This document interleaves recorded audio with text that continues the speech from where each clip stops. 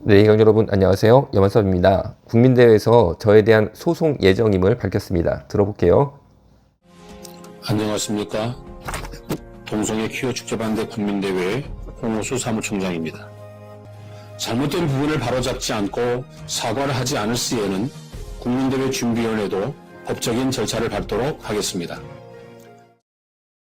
예, 그리고 이어서 2022년 동성애 퀴어 축제 반대 국민대회 단톡방이 있어요. 그 위원들이라든지 뭐 일하시는 분들이 쫙 모이는 방이 있는데 거기에는 주요셉 국민대회 대변인께서, 이분이 목사님이십니다. 제가 또 잘 아는 분이에요. 주요셉 목사님께서 이런 글을 남기셨어요.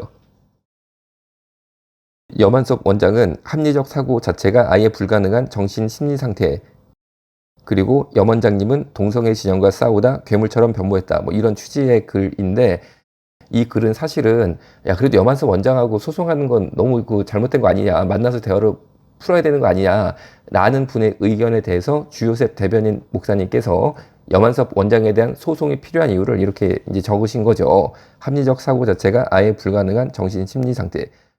그런데 아무리 정신분열증 환자라 하더라도 합리적 사고 자체가 아예 불가능하진 않습니다. 그러니까 제가 정신분열증보다 더 심한 아마 식물인간 정도 되면 합리적 사고 자체가 아예 불가능하겠죠. 뭐 거의 그 정도 인간이다. 뭐 그런 취지의 글을 쓰셨어요. 그리고 제가 동성애 지형과 싸우다가 괴물처럼 변했다. 뭐 그런가 보네요. 제가 뭐 괴물처럼 보이시나. 참 주여. 자, 그리고 이번에 국민대회 안전질서를 총책임졌던 경호위원장 목사님이 계시는데, 이분은 아마 특전사 생활을 과거에 하셨던 것 같습니다. 그래서 김용천 목사님이라는 분은 저에게 공개 경고를 해당 단톡방에 하셨는데, 염한섭 원장님께서는 아예 전쟁을 생각하지 마십시오. 저는 다른 사람하고는 틀립니다. 아마 이분이 옛날에 특전사 생활하실 때 굉장히 강인한 훈련이라든지 군생활을 하셨던 것 같아요. 그러니까 아마 다른 사람하고는 그런 무력이라고 그럴까, 신체적 능력이 좀 다르실 것 같아요, 제 생각에도. 그런데 저는 전혀 전쟁할 생각이 없는데, 아마 여러 가지 요새 분위기, 이 단톡방이라든지 방금 보여드린 영상의 내용을 보면은 저를 소송할 가능성이 크기 때문에, 그때 또 여러 가지 보시는 것처럼 뭐 주요셉 목사님, 주요셉 대변인님 글처럼 조금 뭐 제가 볼 때 이건 좀 심한 거 아닌가? 이런 글도 좀 이렇게 돌릴 수 있겠죠. 그때 제가 거기에 대해서 반박을 하면은 그거를 마치 전쟁하는 것이다 라고 단정을 지어서 저를 뭐 물리적으로 해치겠다, 그런 뜻인가? 뭐 그런 생각도 제가 좀 하게 됩니다. 자, 그러면 제 의견이 어떠냐? 자, 먼저 주요셉 목사님, 국민대회 대변인이시죠. 이분이 해당 단톡방에 희한하게 다른 단체의 글을 또 올린 게 있으시더라고요. 소개하면 이렇습니다. 고신교단 소속 캠퍼스 선교단체 SFC가 죽은 조직이 된 게 너무 안타깝습니다. 오랫동안 돈만 지원받고 열매 맺지 못한 나무이기에 불살라 없애고 새 조직을 만들어야 됩니다. 그러니까 주요셉 목사님이 보실 때 SFC가 고신교단 소속 캠퍼스 선교단체인데 굉장히 이 규모가 있죠.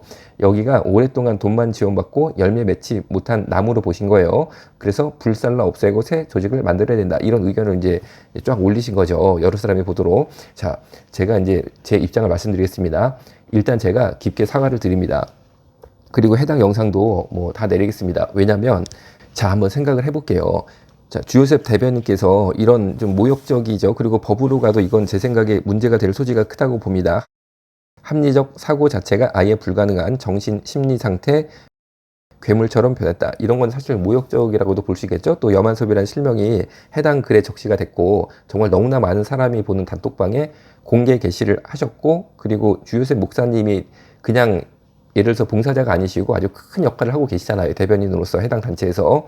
그러니까 제 생각에 조금 뭐 법으로 가면 문제가 될 소지도 있어 보이는데, 저는 이 글을 봤을 때 전혀 법으로 갈 생각이 들지 않았습니다. 왜냐하면 제 안에 계시는 성령님께서 절대 그런 마음이 들지 못하게 하시더라고요. 여러분, 만약에 제가 염한섭이라는 한 사람이 대한민국의 현재 이 시대를 살아가고 있는데 하나님이 주신 어떤 공적인 영역을 감당하고 살고 있습니다. 그런데 제가 어떤 이유에서든 동성애 퀴어 축제 반대 국민대회를 소송하면 마귀가 제일 좋아할 일 아니겠습니까?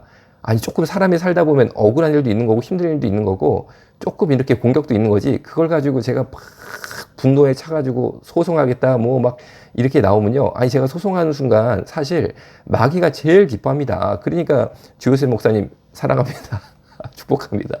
그리고 또 김영철 목사님 사랑합니다. 축복합니다. 꼭 만나고 한번 대화를 통해서 우리가 풀 거는 풀고, 또 제가 얼마나 속상하게 했으면 이 훌륭한 두 분께서 뭐 이렇게까지 글을 쓰셨겠습니까? 다 제 불찰입니다. 제가 정중히 사과드립니다. 그리고 유만선 목사님 정말 훌륭하다고 저 생각합니다. 정말 존경받을 만하다고 생각합니다. 어쨌든 간에 동성애 반대 국민대회 대회장이 되셨고 대회를 이끄셨고 많은 헌신을 하셨다는 것 자체가 이분이 얼마나 훌륭하다는 것을 보여준다고 생각합니다. 정말 제가 좀 잘해보자고, 사실 조금 뭐 좀 그런 일이 있었거든요.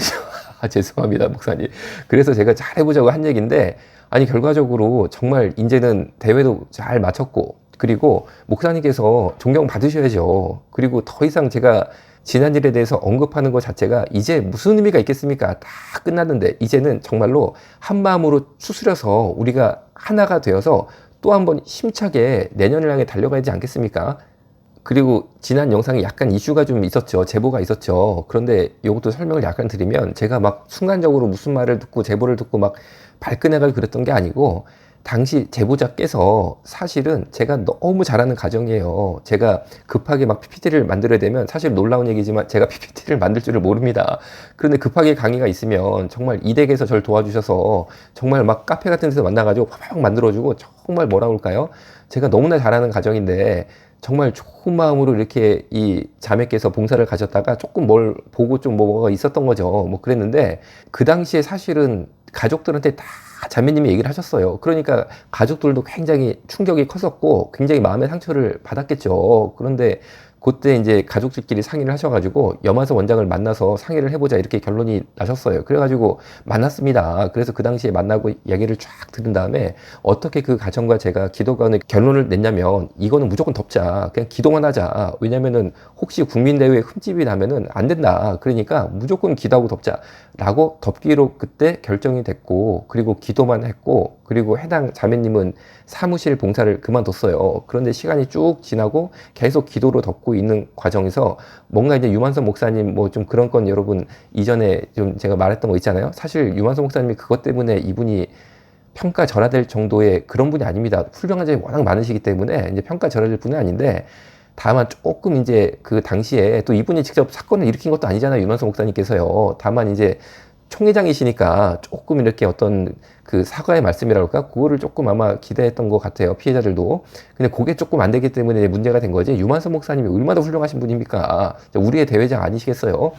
그런데 이제 어쨌든 간에 또 그게 그렇게 가버리니까, 사건이 가버리니까 해당 가정은 진짜 그동안 기도로 눌렀던 게 좀 폭발을 했지 않았겠어요? 그래가지고 이제 다시 저랑 또 이제 연결이 된 거예요. 그래가지고 야, 이제는 이거는 좀 바로 해봐야 되니까 이거를 알려야겠다라고 말씀을 하셨는데, 그때 또 큐티 말씀이 있었어요. 큐티 말씀이, 제가 그 말씀을 일일이 제가 현재 다 읽어드리지 못하는데, 해당 이슈에 대해서 이제는 이야기를 해야 될 필요가 있다라는 뭔가 이제 성경 말씀에 어떤 그런 응답이 있었다고 그럴까? 그런 과정도 사실은 있었습니다. 그런데 이것 부분이야 뭐 개인적인 신앙의 얘기니까 사실은 이게 무슨 신비주의 내지는 절대적으로 이것 때문에 그렇게 됐다, 이런 차원은 아니지만 어쨌든 그런 큐티 말씀이 또 그렇게 또 인도함이 좀 있었다는 거죠.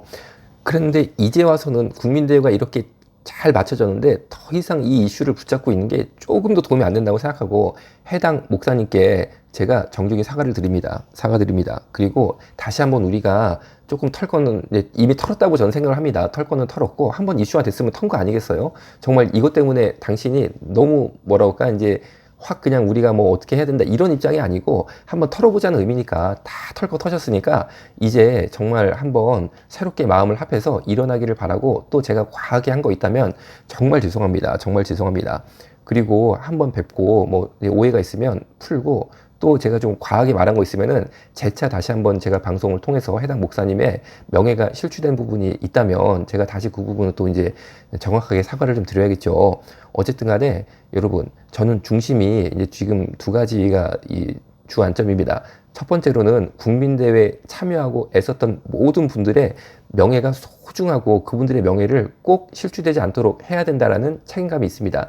두 번째로는 반동성애 진영의 균열을 막아야 된다는 겁니다. 여러분, 만약에 국민대회가 저를 소송을 하게 되면 누구 책임이냐? 제 책임이다, 제 책임. 아니 여러분, 제가 사실은 소송 무서워서 피하는 사람은 아니잖아요. 제가 현재도 12개 이상 소송을 하고 있는데 소송을 피하는 사람이 아닙니다. 그런데 동성애 단체랑 소송하는 거랑 국민대회가 저를 소송하는 거랑은 완전히 성격이 다르다는 거죠. 왜? 국민대회가 저를 소송하는 순간 반동성애 진영에 크게 균열이 갈 수 있습니다. 그러면은 생각해 보세요. 제가 그냥 뭐 이걸 소송까지 가도록 하는 것도 제 책임 아니에요. 그러면은 아니 제가 이 시대에 정말 하나님 나라를 위해서 살겠다라고 헌신한 그런 심령이 있는 제 나름대로 그런 각오가 있는 사람인데 아니 어떻게 국민대회가 저를 소송할 지경까지 상황을 제가 방치를 한다? 이거는 제가 하나의 죄를 짓는 거로 생각해서 하여튼간에 제가 무조건 사과하고 제가 무조건 잘못했다라고 말씀을 드리겠습니다. 그리고 이제 정말 흩어진 우리 마음을 제가 앞장서서 추스려 보려고 합니다. 적극적으로 뵙고 적극적으로 다시 한번 연합의 손을 잡는 일에 최선을 다해 보겠습니다. 여러분, 우리가 사실은 내가 옳다는 것을 증명하기 위해 투쟁하는 게 아니잖아요. 정말 하나님 나라를 위해서 투쟁하는 건데 제가 못할 일이 뭐가 있겠어요. 자, 그래서 다시 한번 상처 입은 모든 분들, 그리고 주요셉 목사님, 김성 목사님, 여러분 절대 나쁜 댓글 달지 마세요. 아니 오죽 화가 나시고 오죽 마음이 서운하면 그렇게까지 말씀하시겠냐고요. 제가 주요셉 목사님 너무 사랑하고 너무 잘하는 분이고 김현청 목사님은 아마 한두 번 뵌 기억은 있는데 그분도 오죽하면 그렇게 하셨겠습니까?